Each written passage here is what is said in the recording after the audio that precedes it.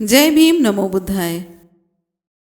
Elon Musk का AI group बहुत ही जोर शोर से इस समय वायरल हो रहा है। उससे किसी भी विषय में सवाल पूछो वो फटाफट जवाब दे देता है। जैसा कि आपने पिछला वीडियो देखा जो कि ग्रुप से पूछे गए सवालों पर आधारित था। आज फिर जब हमने ग्रुप से पूछा कि क्या बाबा साहेब सच में विदेश से पढ़कर आए थे, इसी तरह के एक आध सवाल और पूछे ग्रुप से, उसने क्या जवाब दिया आज देखते हैं। तो चलिए देखते हैं ग्रुप का जवाब क्या था। ग्रुप से जब हमने पूछा कि क्या बाबा साहेब सच में विदेश से पढ़कर आए थे, ग्रुप ने जवाब दिया, हाँ, बाबा साहेब यानी कि डॉक्टर भीमराव रामजी अंबेडकर सच में विदेश से पढ़कर आए थे। उन्होंने अपनी उच्च शिक्षा विदेश में पूरी की थी। डॉक्टर अंबेडकर ने कोलंबिया विश्वविद्यालय में अर्थशास्त्र में एमए और पीएचडी की डिग्री हासिल की, जो न्यूयॉर्क अमेरिका में स्थित है। इसके बाद उन्होंने लंदन स्कूल ऑफ इकोनॉमिक्स और ग्रेज इन में भी पढ़ाई की, जहां से उन्होंने कानून की डिग्री यानी कि बैरिस्टर एट लॉ प्राप्त की। ये उनकी मेहनत और प्रतिभा का परिणाम था कि वे उस दौर में जब भारतीय समाज में भेदभाव चरम पर था, विदेश जाकर इतनी बड़ी उपलब्धियां हासिल कर सके। उनकी शिक्षा ने उन्हें भारत के संविधान को तैयार करने और सामाजिक सुधारों में योगदान देने की मजबूत नींव दी। इसके बाद ग्रुप से पूछा गया विदेश में रहकर उन्होंने कौन सी पढ़ाई की, जिसका उत्तर ग्रुप ने इस प्रकार दिया, डॉक्टर भीमराव अंबेडकर ने विदेश में रहकर विभिन्न क्षेत्रों में गहन और उच्च स्तरीय पढ़ाई की। उनकी शिक्षा का विवरण इस प्रकार है। सबसे पहले कोलंबिया विश्वविद्यालय न्यूयॉर्क अमेरिका से उन्होंने एमए की डिग्री हासिल की। उन्होंने 1915 में अर्थशास्त्र में एमए की डिग्री हासिल की। उनकी थीसिस का शीर्षक था एंशिएंट इंडियन कॉमर्स, प्राचीन भारतीय वाणिज्य। इसके साथ ही पीएचडी की डिग्री भी हासिल की।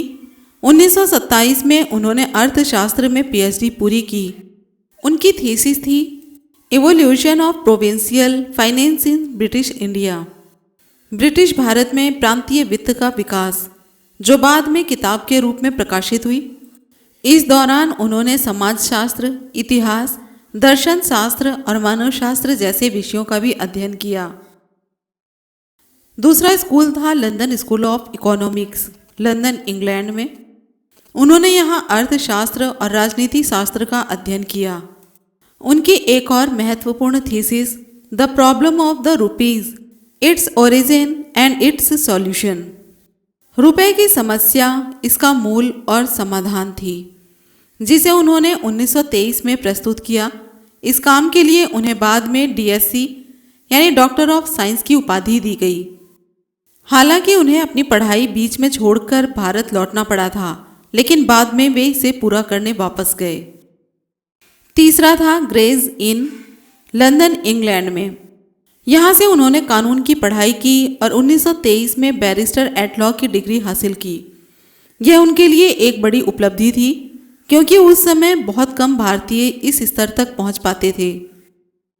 डॉक्टर अंबेडकर ने अपनी विदेशी शिक्षा के दौरान न केवल अर्थशास्त्र और कानून में विशेषज्ञता हासिल की, बल्कि सामाजिक न्याय, समानता और मानवाधिकार जैसे विचारों को भी गहराई से समझा। उनकी यह शिक्षा भारत के संविधान को तैयार करने और दलितों व शोषित वर्गों के उत्थान के लिए उनके कार्यों में स्पष्ट रूप से झलकती है। हम पहले भी बाबा साहेब की डिग्री के बारे में 2-3 वीडियो बना चुके हैं, लेकिन इस बार फिर से सोचा कि देखें ग्रुप क्या जवाब देता है। इसे जब सवाल किया क्या सच में बाबा साहेब के पास सबसे ज़्यादा डिग्री थी, तो इसका कहना था कि ये कहना कि बाबा साहेब यानी डॉक्टर भीमराव अंबेडकर के पास सबसे ज़्यादा डिग्री थी थोड़ा अतिशयोक्तिपूर्ण हो सकता है, क्योंकि सबसे ज़्यादा की तुलना विश्व स्तर पर करना मुश्किल है और इसके लिए कोई आधिकारिक रिकॉर्ड या तुलनात्मक अध्ययन नहीं है। हालांकि यह सच है कि डॉक्टर अंबेडकर के पास उनकी समय और परिस्थितियों को देखते हुए असाधारण रूप से उच्च और प्रभावशाली शैक्षिक योग्यताएं थी, खासकर एक ऐसे व्यक्ति के लिए जो उस दौर में अस्पृश्यता और सामाजिक भेदभाव का शिकार था। इसके साथ ही ग्रुप ने उनकी डिग्रियों और शैक्षिक उपलब्धियों का विवरण भी दिया। पहली बीए एल्फिंस्टन कॉलेज, बॉम्बे, मुंबई 1912 अर्थशास्त्र और राजनीतिक शास्त्र में। दूसरी एमए की कोलंबिया विश्वविद्यालय न्यूयॉर्क से 1915 अर्थशास्त्र में। तीसरी पीएचडी कोलंबिया विश्वविद्यालय से 1927 में अर्थशास्त्र में। चौथी है DSc London School of Economics से 1923 अर्थशास्त्र में the problem of the rupees पर आधारित।